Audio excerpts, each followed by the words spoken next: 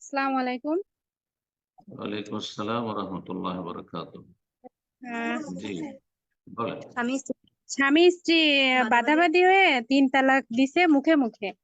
এখন হচ্ছে তারা সংসার করতে চায়, এখন দুইজন দুই জায়গায় আছে। এখন কি এই হিলা বিয়ে করবে নাকি কিভাবে, কি সমাধান? বয়স্ক হয়ে গেছে তারা, তাদের নাতি নাতনি হয়ে গেছে এরকম।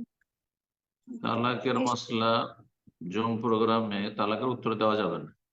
আপনি আমাদের সম্মানিত ভাই ইকরামুল হক সাহেবের কাছ থেকে আমার হোয়াটসঅ্যাপ নাম্বার নিয়ে তাতে লিখিত মেসেজ পাঠাবেন, উত্তর দিয়ে দেবো।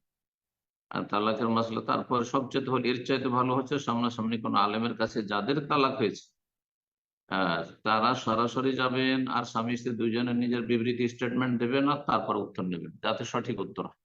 তালাকের মাসলার কোনো উত্তর নাই অনলাইনে। জি জাযাকাল্লাহ খায়ের। এই পর্যায়ে প্রশ্ন করবেন আসমা বেগম, আপনি প্রশ্ন করুন। আসসালামু আলাইকুম। ওয়ালাইকুম আসসালাম ওয়া রাহমাতুল্লাহি ওয়া বারাকাতুহু। যে আমি জি বাংলাদেশ থেকে বলছি। বলেন। যে শেখ, আমার প্রশ্নটা হচ্ছে, আমাদের ছেলেমেয়েরা একটা টিচারের কাছে পড়ে। তো গত জুলাইতে মাত্র 5 দিন পড়ছে, কিন্তু টিচার পড়াইতে চাইছে, আমরা আমাদের অসুবিধার কারণে আমরা যেমন বিরত রাখছি। তা এখন ওই টিচারকে আমরা কি পুরো মাসের বেতন দিব, নাকি কি করব, নাকি কম দিলে আমাদের গুনাহ হবে? এটা একটু বিষয়টা জানতে চাই। বুঝিয়ে বলুন যে আপনারা বন্ধ করেছেন পড়াটা না তিনি বন্ধ করেছেন? আমরা বন্ধ করছি 5 দিন পড়ার পরে। কিন্তু আপনি কি সাথে সাথে জানিয়েছেন যে আর পড়াবো না, সেই দিনই জানিয়েছেন না জানান নাই? হ্যাঁ, আমি বলছি যে স্যার এই মাসের এই মানে 5 দিন পড়ানোর পরে আমি বলছি যে এখন ওরা পড়বে না, ওরা পরীক্ষা দিতেছে, পরীক্ষা চলতেছে, তাহলে একটু অফ রাখেন। তো দেখতে দেখতে ওই যে আন্দোলন হয়েছে, সবকিছু মিলে জিলে গত মাস একেবারে পুরোটাই চলে গেছে। এখন মাত্র 5 দিন পড়াইছে। তো এখন না, স্যারে পড়াইতে চাইছে, কিন্তু আমরা আন্দোলন দেখেন, কোন আন্দোলন হলো, অশান্তি হলো, কোথাও কিছু হলো, ডিস্টার্ব হলো, সেই জন্য পড়াতে পারলেন না বা ছেলেরা পড়তে পারলো না, তো বেতন অবশ্যই দিতে হবে। কিন্তু যদি আপনি 5 তারিখ যেমন হয়েছে বা তার 2-4 দিন আগে, সবচেয়ে ভালো তার 2-4 দিন আগে বলে দিতেন যে 5 তারিখের পরে আমার ছেলেমেয়েরা পড়বে না, তাহলে 5 তারিখ পর্যন্ত বেতন দেওয়া যথেষ্ট। আর যদি না, তিনি যদি নিজে ছেড়ে থাকেন, হ্যাঁ, তাহলে তার আর অধিকার নেই বেতন নেওয়ার। কিন্তু আপনি জানালেন না, আর তারপরে আহ আপনার বাচ্চার আর গেল না, তিনি অপেক্ষায় থাকলেন, যদি এমনটা হয় তাহলে অবশ্যই বেতন দিতে হবে। কারণ উনি আশায় বসে আছেন, অন্য কোথাও রুজি তলাশ করতেন হয়তো। জি কারাকাল, যাতে জুলুম না হয়। লা তাযলিমুনা ওয়া লা তুযলামুন। কোরআনে আল্লাহ রাব্বুল আলামিন তার নীতিমালা কায়দা বর্ণনা করেছেন যে তোমরা নিজেরাও জুলুম করবে না আর তোমরা কারো জুলুমের শিকার হবে। তা আপনাদের পক্ষ থেকে যেন তার সাথে অবিচার না হয়, আর তার পক্ষ, শিক্ষকের পক্ষ থেকে আপনাদের ওপর যেন অবিচার না হয় যে তিনি, হ্যাঁ, পারিশ্রমিক নিলেন অথচ তিনি শিক্ষকতা করলেন না, তার এটা অধিকার ছিল না। জি। তো আশা করি বিষয়টি বুঝতে পেরেছে। জাযাকাল্লাহ খায়ের। এই পর্যায়ে প্রশ্ন করবেন ফাতেমা, আপনি প্রশ্ন করুন। আসসালামু আলাইকুম। ওয়ালাইকুম আসসালাম ওয়া রাহমাতুল্লাহি ওয়া বারাকাতুহু। জি বলেন। আমি বাংলাদেশ থেকে বলছি। জি আমার প্রশ্নটা হচ্ছে যে ঘুমানোর আগে উজু করলে দেখা গেছে 4-5টা দোয়া পড়ার পরে উজুটা নষ্ট হয়ে গেল। এখন আবার কি উঠে উজু করতে হবে, নাকি ওই এক উজুতেই আমরা ঘুমানোর মানে উজুর সওয়াব পাবো? আপনি আপনি উজু করে বিছানায় চলে যাবেন, তারপরে উজুর সাথে সাথে নষ্ট হয়ে যাক, জিকির আজকার পরে পরে নষ্ট হোক, অথবা ঘুম আসলে তো এমনিতে নষ্ট হবে। কারণ গভীর ঘুম হচ্ছে উজু ভঙ্গকারী, গভীর ঘুম হচ্ছে উজু ভঙ্গকারী। সুতরাং উজু তো নষ্ট হবেই, কিন্তু কথা হচ্ছে আপনি উজু অবস্থায় বিছানায় গিয়েছেন, এতটা আশা করি যথেষ্ট। আর যতক্ষণ জেগে আছেন ততক্ষণ উজুটাকে ধরে রাখার চেষ্টা করুন, ইচ্ছে করে উজু নষ্ট করবেন না। জি বারাকাল্লাহ। আমিন। প্রশ্ন করবেন আমিন এস কে, আপনি প্রশ্ন করুন।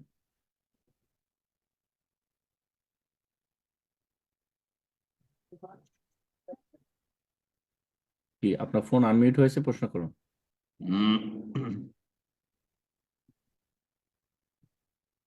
আসসালামু আলাইকুম ওয়া রাহমাতুল্লাহি ওয়া বারাকাতুহু।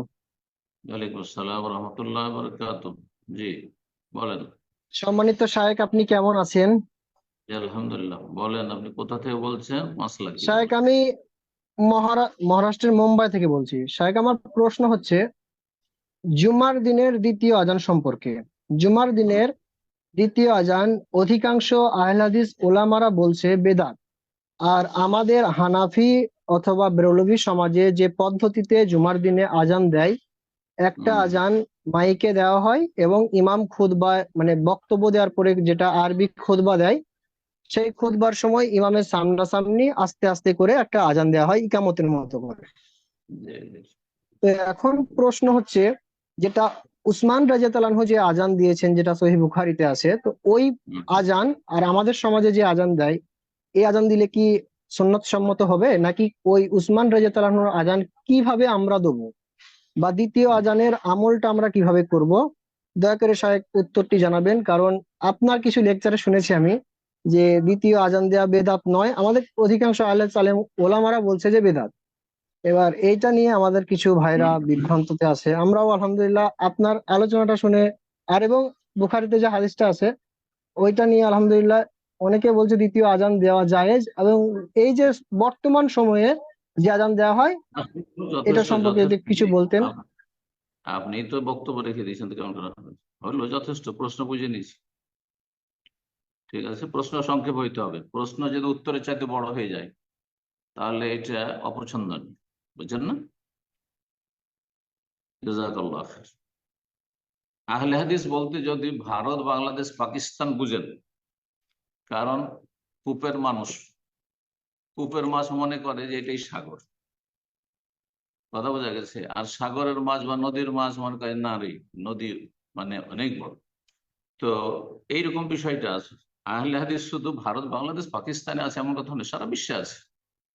আরব দেশে আহলে হাদিস আছে, আসলে আহলে হাদিস আরব দেশে আছে। জি, আহলে হাদিস বলেন, সালাফি বলেন, একই কথা।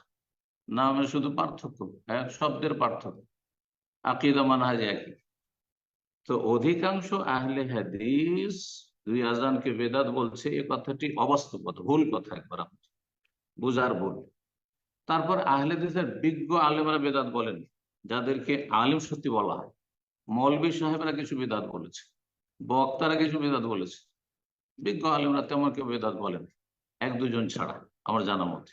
জি, কিন্তু আমাদের দেশে তো আলেম পাস করলে আলেম, হ্যাঁ, আলিয়া মাদ্রাসা থেকে আলেম পাস করলেই আলেম হয়ে গেল, কিছুই জানা না ইসলামে। ফাজিল টাইটেল পাস করে কিছু তেমন কিছু জানা না।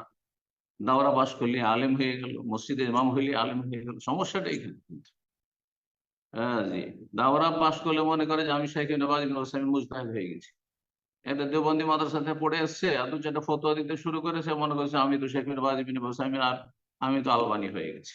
আল্লাহ হেদায়েত দান করুন। জি, নিজেকে বুঝার তৌফিক দান করুন আল্লাহ।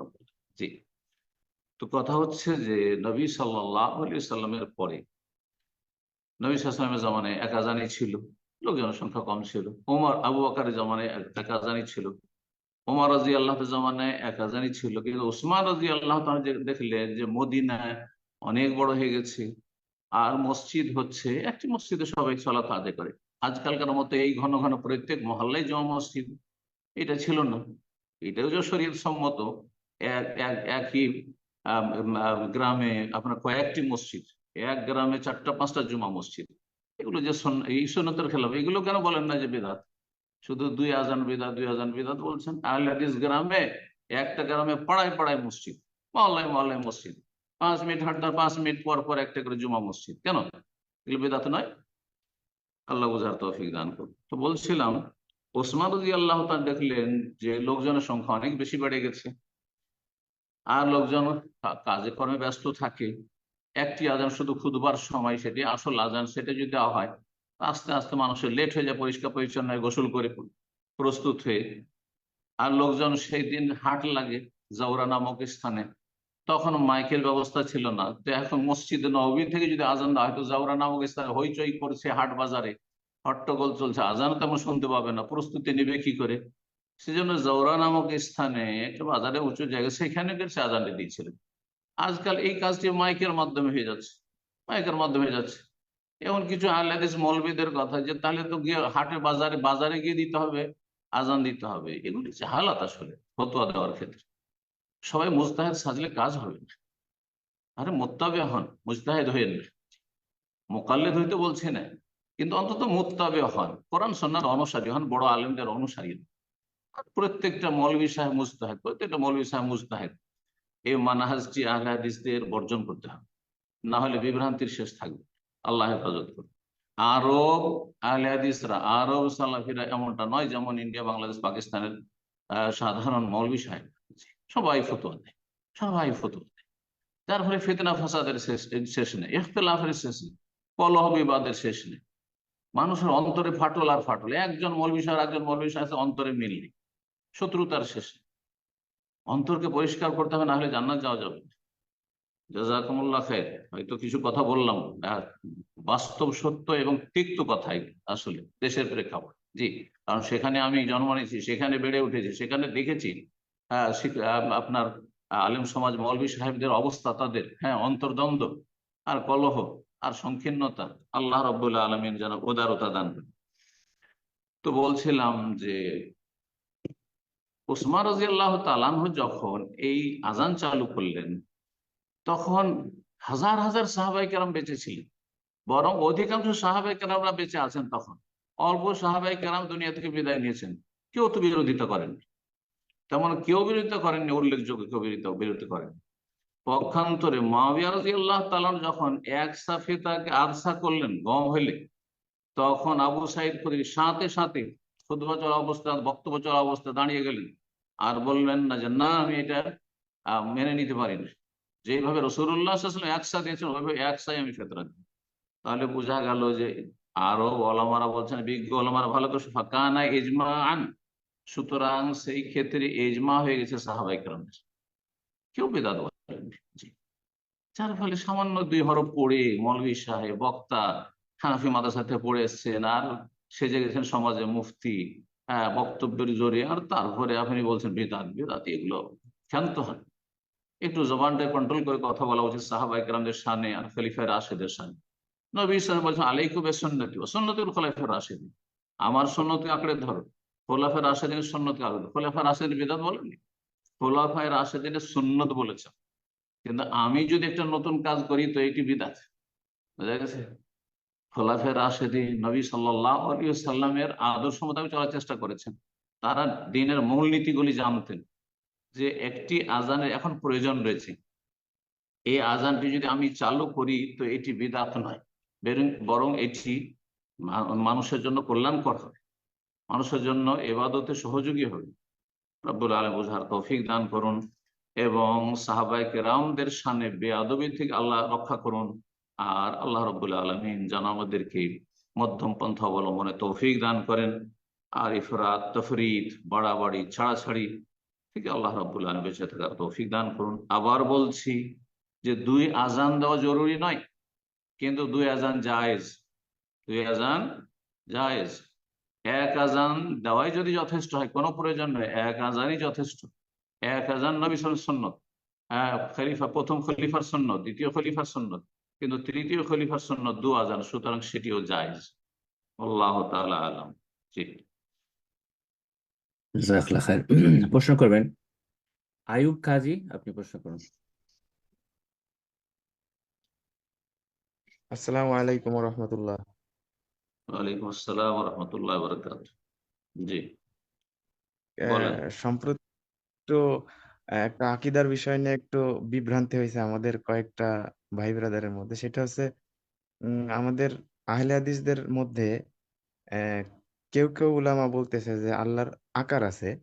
আর আমি যাদেরকে মনে করেন বেশি অনুসরণ করি, বড় বড় শায়েখ, যেমন নাম যদি উল্লেখ করি, যেমন আবু বকর নাম জাকারিয়া উল্লেখ স্যার। করার দরকার নেই, নাম উল্লেখ করার কোনো প্রয়োজন। আল্লাহর আকার আছে, আল্লাহর আকার নেই মানে নিরাকার, মাঝামাঝি কিছু নেই, আমার নিরাকারও নয় প্রশ্নটা আকারও নেই।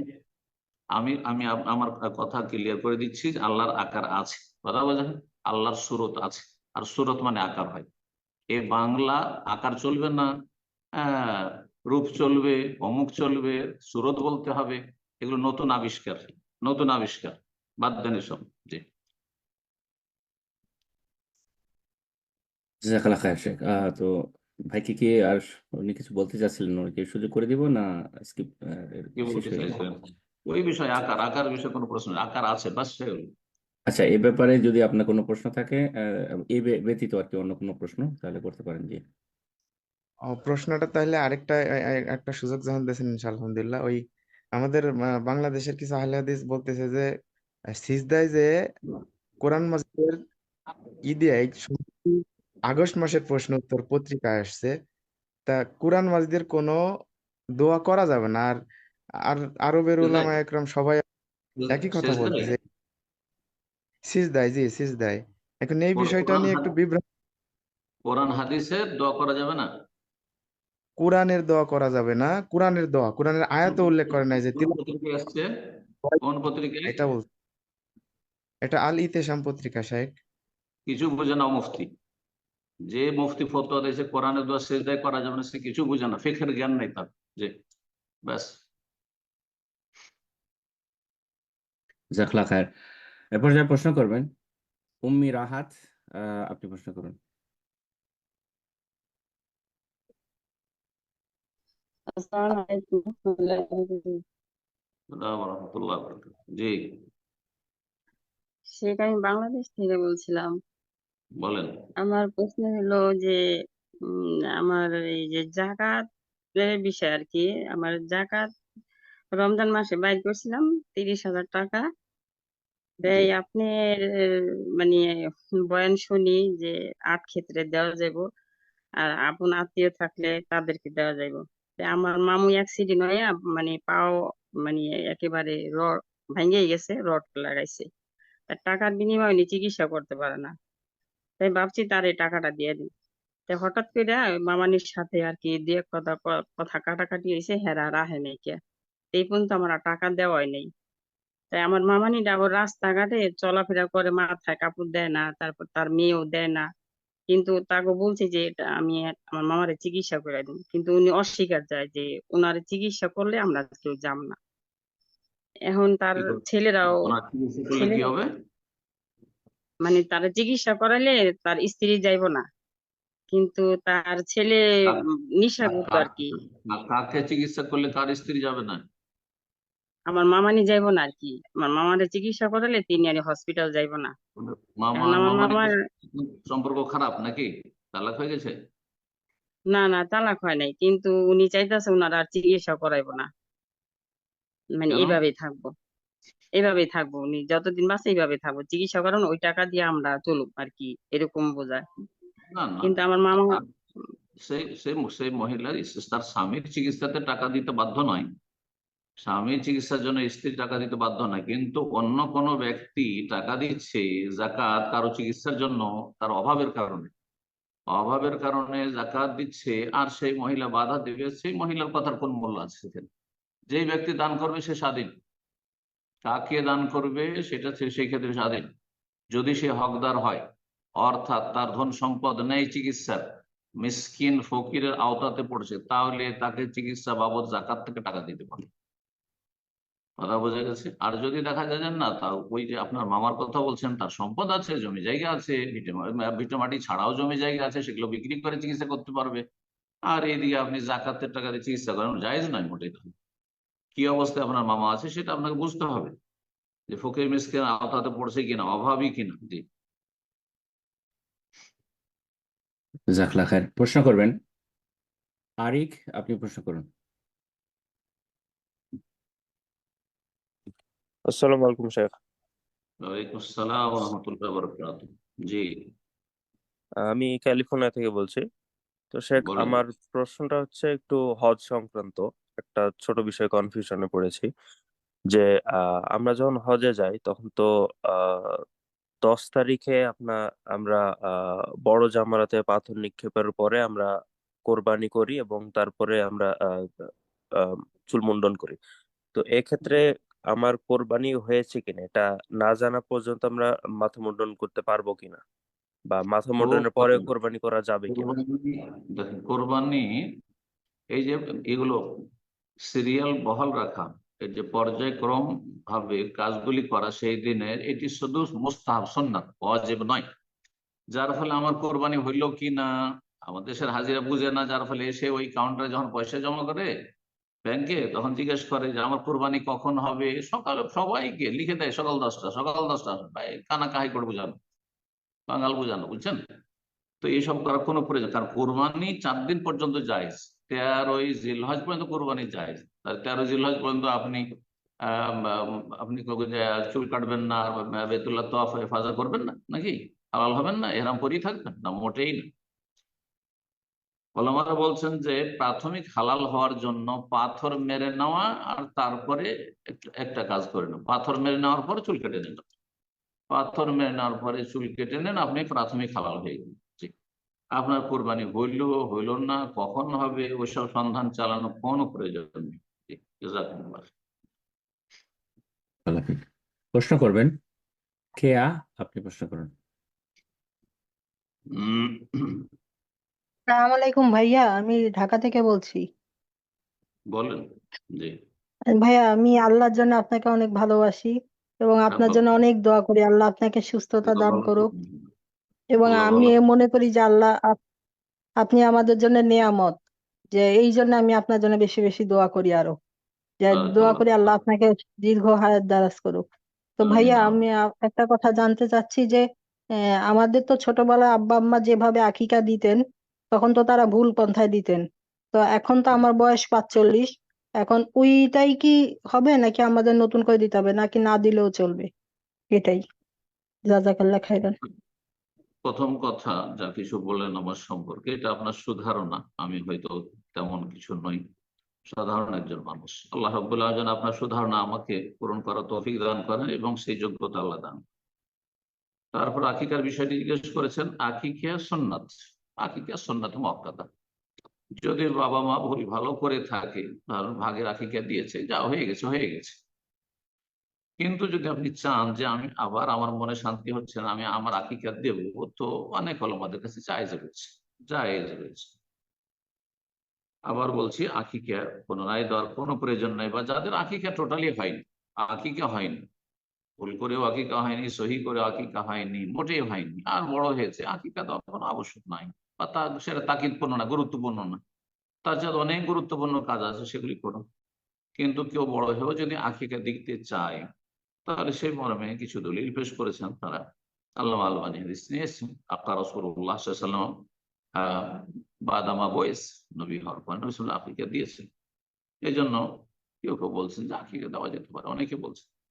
জি, সুতরাং কেউ যদি মনে করে আমি আমার আকিকা আবার দিয়ে দেবো, জায়েজ। আসলে আসল দায়িত্ব হচ্ছে আপনার ছেলে মেয়ে, আপনার আগামী প্রজন্ম, আহ নাতি নাতি পুতাপুতি, তাদের আকিকা দেন আগামী প্রজন্ম। নিজের আকিকা নিয়ে আর চিন্তা করার কোনো প্রয়োজন নেই। আপনার আকিকা আমার আব্বা আম্মার উপরে ছিল, তাদের সচ্ছলতা থাকলে দিয়েছে, অভাব থাকলে দেয়নি, এটা কোনো ফরজ কাজ ছিল না। জি, বারাকাল্লাহ ফিক। প্রশ্ন করবেন আবু তাহের, আপনি প্রশ্ন করুন।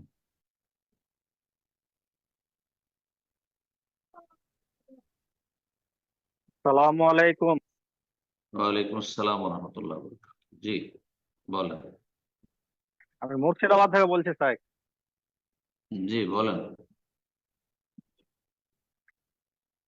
স্যার বলছিলাম, যদি আমাদের কোনো কাপড়ে যদি নাপাকি লেগে থাকে, তো এইটা ধৌত করার ব্যাপারে জিজ্ঞাসা করছিলাম। এই ব্যাপারে কিছু আমি ভিডিও দেখেছি। তো কেউ কেউ বলছেন যে বালতির পানিতে যদি এটাকে ধৌত করা হয়, তাহলে নাপাকিটা তো ওই বালতির মধ্যেই থেকে গেল, তো এইভাবে পবিত্রতা হবে না। আবার কেউ কেউ আর এক ধাপ এগিয়ে বলছে যে ওই 3 বার ধৌত করার জন্য প্রথমে 1 বালতি পানি নিয়ে ওতে ডুবানোর পরে ওইটাকে ভালো করে চিপে পানিটা ফেলে দিতে হবে, আবার নতুন ভাবে পানি নিতে হবে, আবার ওইটাকে ধৌত করে চিপে পানি ফেলে দিয়ে আবার নতুন, এইভাবে মানে 3 বার করতে হবে, তারপরে পবিত্র হবে। তো স্যার, আপনি সঠিকটা একটু জানিয়ে উপকৃত করবেন। পানির যদি পরিমাণ বেশি থাকে, বালতিতে অনেক পানি আছে, আর আপনার কাপড়ের নাপাকি সামান্য আছে, সামান্য একটু নাপাকি লেগে আছে, সামান্য একটু মাঝি লেগে আছে, সামান্য একটু জায়গায় পেশাব লেগে আছে, তাহলে এই সামান্য নাপাকি আর পানি ধরেন 10-20 লিটার, তাহলে পাক হয়ে যাবে। তাতে ডুবিয়েও যদি ধৌত করেন, একবার ধৌত করেন, পাক হয়ে যাবে। কিন্তু যদি দেখা যায় যে গোটা কাপড়ে পেশাবে ডুবে আছে, পেশাবের পরিমাণ, নাপাকির পরিমাণ অনেক বেশি, অথবা পায়খানা আছে, আর তারপরে সেটাকে ডুবিয়ে দিলেন আপনি বালতিতে, আর তাতে 5-10 লিটার পানি আছে, তাহলে তখন তো পানিটাও খারাপ হবে আর আপনার পাকও হবে। তো দেখতে হবে যে পানির পরিমাণটা বেশি আছে কিনা, নাপাকির পরিমাণ অল্প না অনেক বেশি, এই বিষয়টা দেখতে হবে।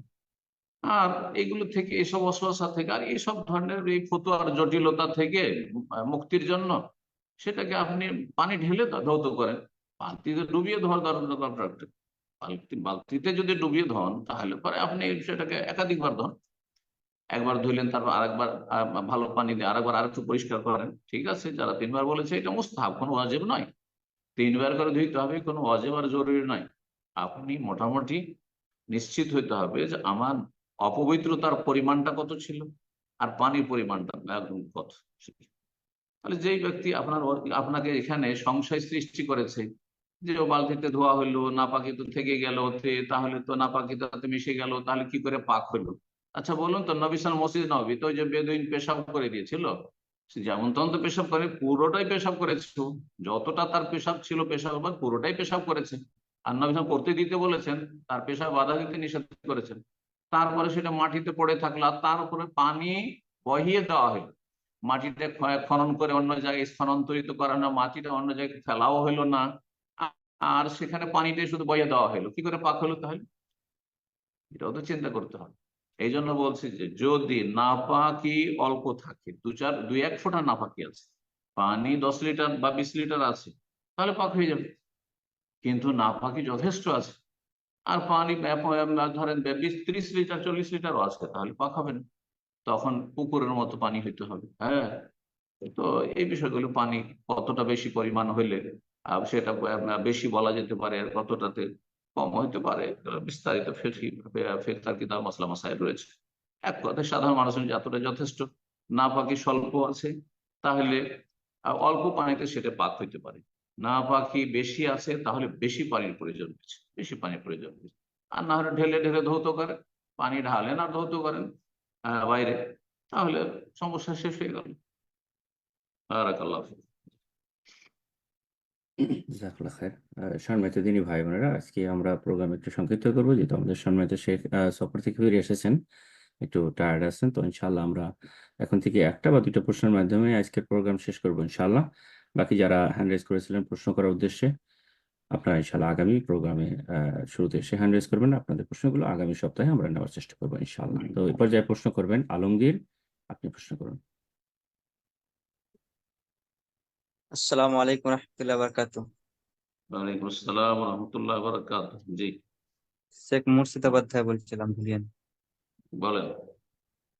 শেখ, আমার প্রশ্ন হলো যে যেগুলা ইজতিহাদি মসলা, যে যোগ্য আলেম যারা মতবিরোধ করেছে, তো ওই সব কথাগুলা মানে বলছি যে কিছু আমলগুলা করবো ভাবছি কিনা। তো যারা আম পাবলিক সাধারণ মানুষ আছে, তারা বলছে কোনো আলেম আলেমের কথা শোনা যাবে না, যে দলিল লাগবে, দলিল কোরআন আয়াত দিবে, তারপর কথা শোনা যাবে, কোনো আলেমের কথা শুনবো না। তাই এই বিষয়ে জানতে চাইছি, যে কোনো ইজতিহাদি মসলাতে মানে মানে ইজতিহাদি মানে যে মতবিরোধ আছে। জি জি জি, ঠিক আছে, বুঝতে পেরেছি প্রশ্ন। কোরআন এবং হাদিসের দলিল লাগবে, কথাটি ঠিক, কিন্তু কোরআন হাদিসের দলিল মানে এই নয় যে স্পষ্ট একটি আয়াত এই বিষয়ে লাগবে, হাদিস এই বিষয়ে লাগবে, না হলে আমি মানি না। তাহলে বিড়ি, সিগারেট, জর্দা, তামাক হারাম, তো কোরআন হাদিসে কোনো দলিল খুঁজে পাবেন না। কথা বোঝা গেছে? আসলে আমাদের দেশের মানুষরা 3 অক্ষর পড়লেই মনে করে যে ব্যাস বুঝে নিছি।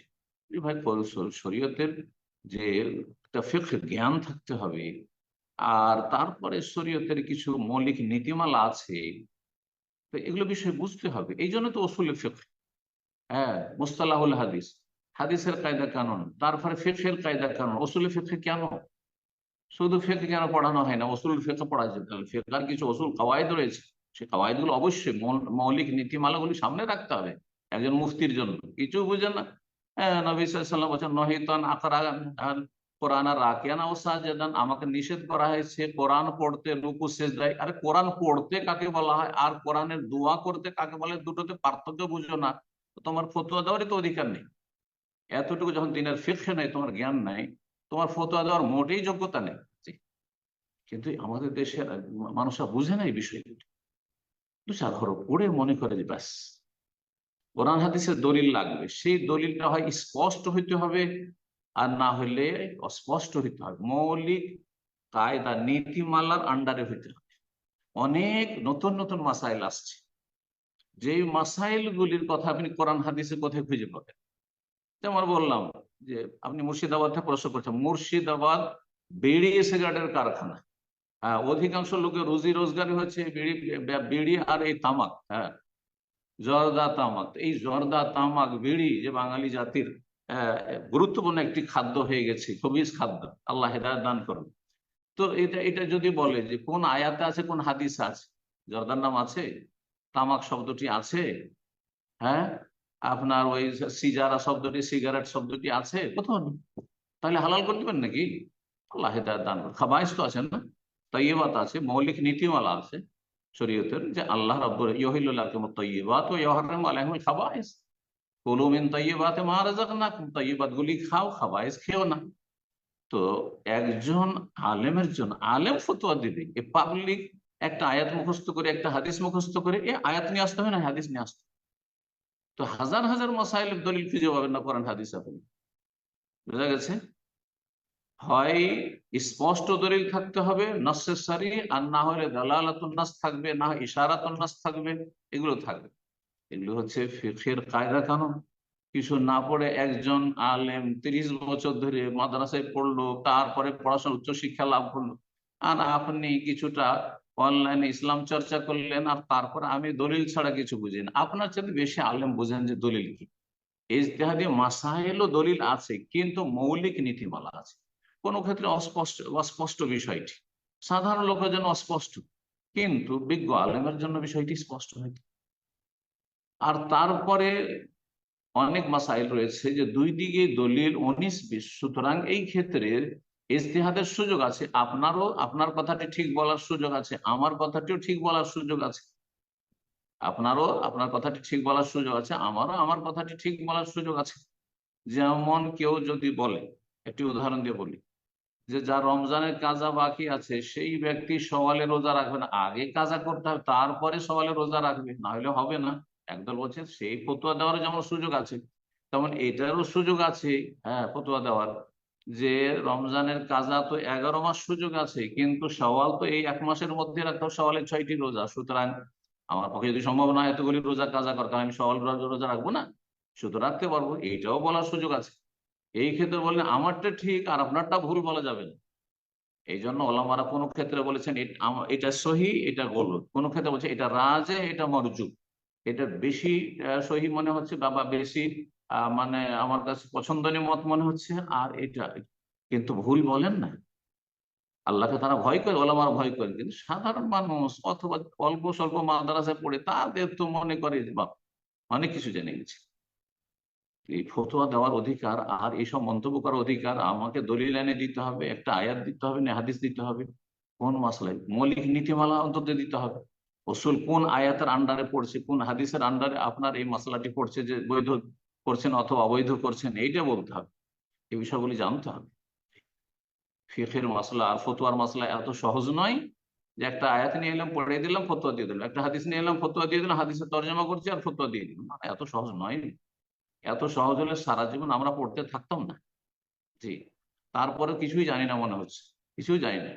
বড় বড় ওলামাদের কিতাব যখন পড়ি তখন মনে হচ্ছে আমরা কিছুই জানি না এখন। আল্লাহু আকবার। আল্লাহ নিজের অবস্থান বোঝার তৌফিক দান করে। বারাকাল্লাহ ফিক। আমি জাজাকাল্লাহ খায়ের শেখ।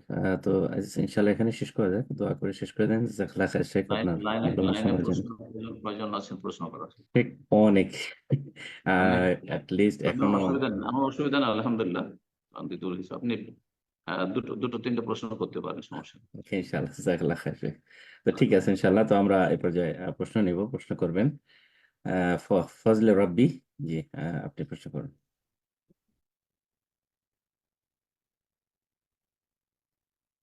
জি ফজলে রবি, আপনার ফোনটা আনমিউট করে দিন। আসসালামু আলাইকুম স্যার, জি কেমন আছেন? আসসালাম রহমতুল্লাহ, আলহামদুলিল্লাহ। জি বলেন, স্যার, আমার কোথা থেকে? প্রশ্ন হলো আমার প্রশ্নটা হলো যে কৃত্রিম কোথা বীজাণু থেকে? যাকে, কোন জায়গা থেকে? জি আমি এই বাংলাদেশ পাবনা ঈশ্বরদী থেকে বলতেছি। মাশাআল্লাহ, বলেন। জি আমার প্রশ্নটা হলো ওই যে কৃত্রিম বীজাণু যাকে বলা হয়, দেখেন আপনার গরু, এই গরু যখন ডাকে আসে তখন তাকে ধরেন সার বাদে বীজ দিয়ে এই বাচ্চা দেওয়া হয় তার পেটে। হুম। এটা কি জায়েজ হবে না এবার জায়েজ নাকি? এটা আমার জানা বিষয় ছিল।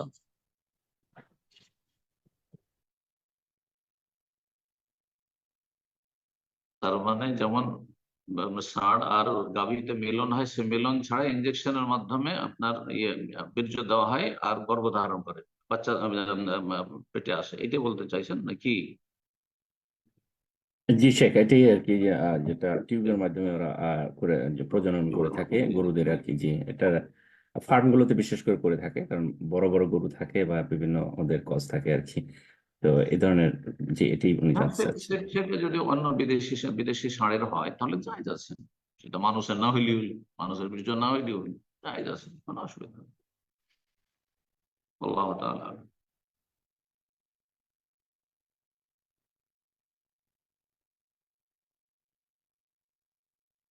অন্য কোনো প্রাণী না হইলে হলো, কুকুর শিরীরা না হইলে হলো, সেটা তো ষাঁড়েরই থাকে, হয়তো বিদেশি ষাঁড়। জি শেখ, জাজাকাল্লাহ খায়ের। তো এই পর্যায়ে প্রশ্ন করবেন কাজী সুমাইয়া হাসান খেয়া, আপনি প্রশ্ন করুন।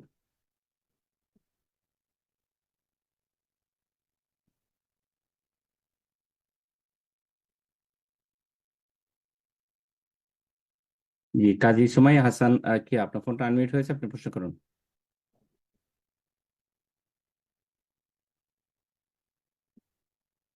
আশা করি আমাকে শুনতে পাচ্ছেন। আহ এ পর্যায়ে আমরা অন্যকে সুযোগ করে দেব। আপনি, আপনার ফোনটা আনমিউট আছে, আপনি প্রশ্ন করুন। ফোনটা আনমিউট করে জি, ফোনটা মিউট হয়ে গিয়েছিল, আপনি আবারও আনমিউট করেছি, তো আপনি প্রশ্ন করুন।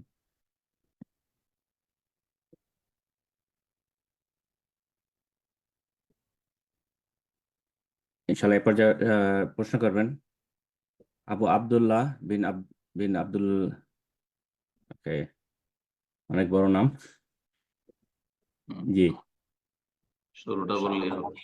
জি আব্দুল্লাহ বিন আব্দুল্লাহ, জি আপনি প্রশ্ন করুন। জি আসসালামু আলাইকুম ওয়া রাহমাতুল্লাহি ওয়া বারাকাতুহু। ওয়ালাইকুম আসসালাম ওয়া রাহমাতুল্লাহি ওয়া বারাকাতুহু। শেখ কেমন আছেন? অনেকদিন পর। জি, প্রশ্ন তাড়াতাড়ি। জি, লাইনে আছে। জি, আমার আলহামদুলিল্লাহ। যেটা জানার বিষয় সেটা হচ্ছে যে বর্তমানে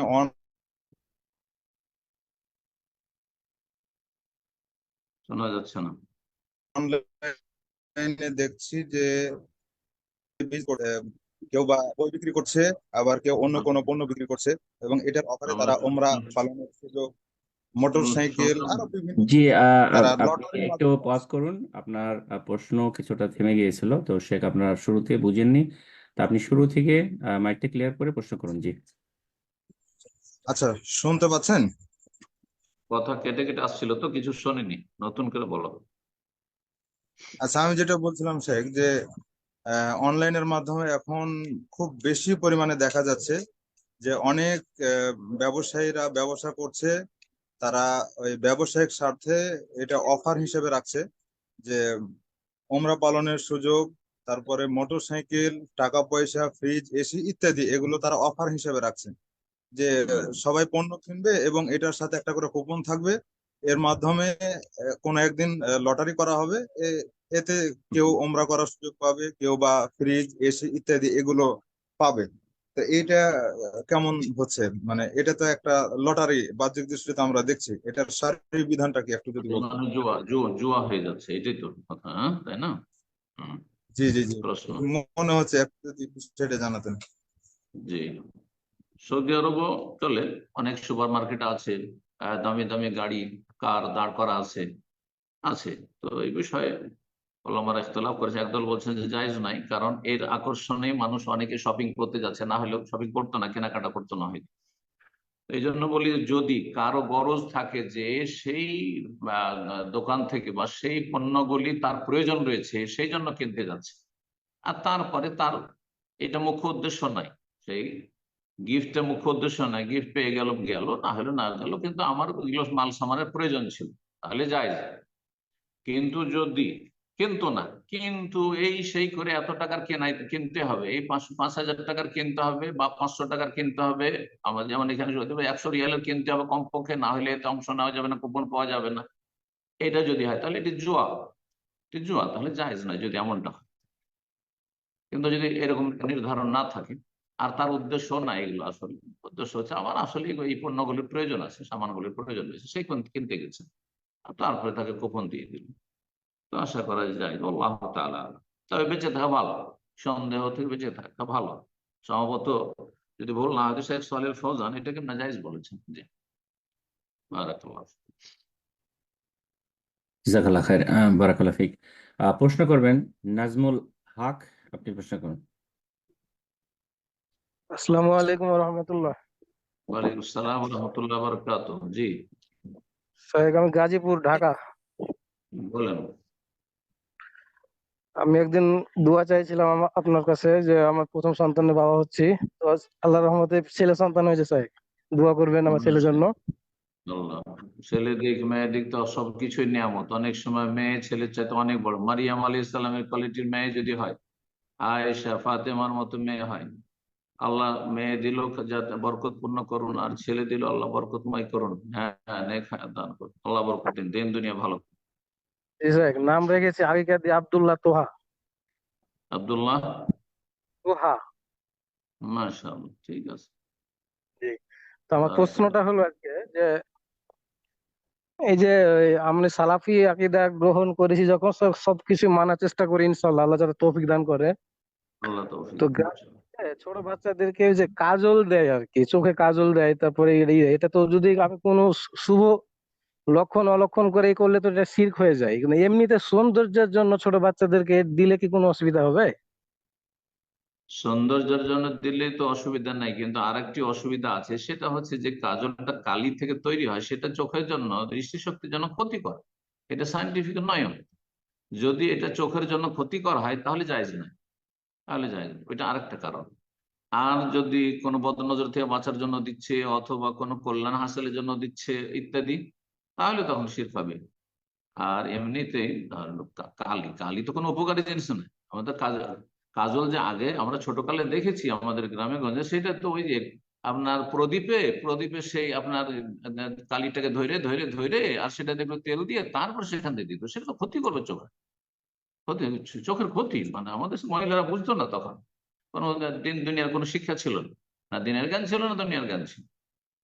তো বাচ্চার চোখের যাতে ক্ষতি না হয়, বড় হোক আর ছোট হোক, জি, লা দারারা ওয়ালা দিরারা, কেউ কারো ক্ষতি করবেন না। আপনি কাজল দেওয়ার মাধ্যমে বাচ্চাটা যে ক্ষতি করছেন আপনি, যদি এমনটা হয়, হ্যাঁ, চিকিৎসা বিদ্যা বলে যে চোখের জন্য ক্ষতি সাধনকারী, তাহলে জায়েজ নয় কাজল দেওয়া। জাযাকাল্লাহ খায়ের। তো আজকে সর্বশেষ প্রশ্ন নিচ্ছি ইনশাআল্লাহ। প্রশ্ন করবেন রিফাত হোসেন আকাশ। জি, আপনি প্রশ্ন করুন। আসসালামু আলাইকুম। ওয়ালাইকুম আসসালাম ওয়া রাহমাতুল্লাহি ওয়া বারাকাতুহু। জি, শাহেখ, একটু মানে বিয়ের বিষয়ে প্রশ্ন করতে চাচ্ছিলাম। আমি 2021 সাল থেকে বিয়ের জন্য চেষ্টা করতেছি আর কি। তো হচ্ছে যে আমার আব্বা মা চাচ্ছে যে ওনারা যেরকম মেয়ে পছন্দ করে ওরকম বিয়ে করতে, আর আমি চাচ্ছি যে আমার মতন বিয়ে, আমার পছন্দের বিয়ে করতে। এখন সম্প্রতি একটা সমস্যা হচ্ছে যে হচ্ছে আব্বা মা অনুমতি নিয়ে একটা মেয়েকে দেখতে গেলাম, মেয়ে পছন্দ হয়েছে এবং মেয়ের বাড়ি থেকেও সাপোর্ট দিচ্ছে আমাকে বিয়ের জন্য, কিন্তু আব্বা আম্মা রাজি হচ্ছে না, এবং আমি জোর দেওয়াতে তারা এমন ব্যবহার করছে যে মেয়ের সাথে মেয়েকে বিয়ে করলে তারা সম্পর্ক ছিন্ন করতে পারে। তো এই ক্ষেত্রে আমি কি ধরনের সিদ্ধান্ত নিতে পারি বুঝতে পারতেছি না। কেন রাজি হচ্ছে না এটা উত্তর দাও। বাপ মা রাজি না হওয়ার কারণ কি? ধর্মীয় কারণ এক না নম্বর পার্থিব? দুনিয়াবি। এক হচ্ছে মেয়ে বয়সের থেকে 1-2 বছরের বড়, মেয়ে বাসা ময়মনসিংহ, আর মেয়ে একটু দেখতে কালো। মেয়ে একটু কালো আর মেয়ের বয়স তোমার চাইতে বেশি? 1-2 বছর হবে। ও আচ্ছা, জায়েজ আছে, কিন্তু কথা হচ্ছে যে এই সব ক্ষেত্রগুলো জরুরি নয় যে তোমার সেখানে বিয়ে করতে হবে। যখন মা বাবা বলছে যে মেয়ে কালো বিয়ে করে না আর বয়স বেশি না, এরকম বউ নিয়ে আসিও না, তাহলে মা বাবার কথা শোনা উচিত। কিন্তু যদি বলে যে না, তাদের কাছ থেকে যৌতুক পাওয়া যাবে না, তারা কিছু দেবে না, অথবা তারা গরিব, হ্যাঁ, অথচ মেয়ে দিনদার, হ্যাঁ, মেয়ের মধ্যে ত্রুটি, এ দিনদারি তো কোনো ত্রুটি নাই, তাহলে তখন বাপ মায়ের কথা শুনতে হবে না, বাপ মায়ের কথা শুনতে হবে। বোঝা গেছে? নিছক দুনিয়াদার বাপ মা যদি হয় অযোগ্য, অযোগ্য বাপ মা, তাহলে তাদের কথা শুনতে হবে না। কিন্তু বাপ মা যদি নামাজি হয়, জানি না তোমার বাপ মা নামাজি কিনা, নামাজি, আল্লাহ ভীরু, নামাজি মেয়েকে পছন্দ করে, পর্দানাসীন মেয়েকে পছন্দ করে, বাপ মা যদি বেহায়া হয়, তাহলে ও বেহায়া বউ চাইবে, ও পর্দানাসীন মেয়ে চাইবে না। ও ধার্মিক মেয়ে বাড়িতে আসলে ওর জন্য ঝামেলা, যে বউ পর্দা করছে আর শাশুড়ি পর্দা করে না।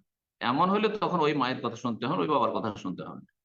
কথা বোঝা গেছে? কিন্তু যখন বলছে যে না, মেয়ে একটু সামলা বা কালো, আর মেয়ের বয়স তোমার চাইতে বেশি হয়ে যাচ্ছে, তুমি করিও না, এই বিষয়গুলিতে বাপ মায়ের কথা শোনা উচিত, আমি যেটা বুঝি। আল্লাহ তাআলা আ'লাম। জি, জাজাকাল্লাহ খায়ের শেখ। আল্লাহ বারাকাল্লাহ আপনাকে জি, অনেক সময় দিলেন। আল্লাহ আপনাকে উত্তম প্রতিদান দান করেন। শেষ করে দেন আজকে জাযাকুমুল্লাহ দোয়া খাইর, করতেছেন। বারাকাল্লাহ ফিকুম। হাইয়াকাল্লাহ। যেসব ভাই বোনেরা আমাদের সাথে আজকে থাকলেন, আল্লাহ তাদেরকে জাযায়ে খায়ের দান করুন, উত্তম বদলা দান করুন, দিন দুনিয়া ভালো করুন, সমস্ত ফিতনা ফাসাদ থেকে, বিশৃঙ্খলা থেকে, অশান্তি থেকে আল্লাহ বাঁচিয়ে রাখুন।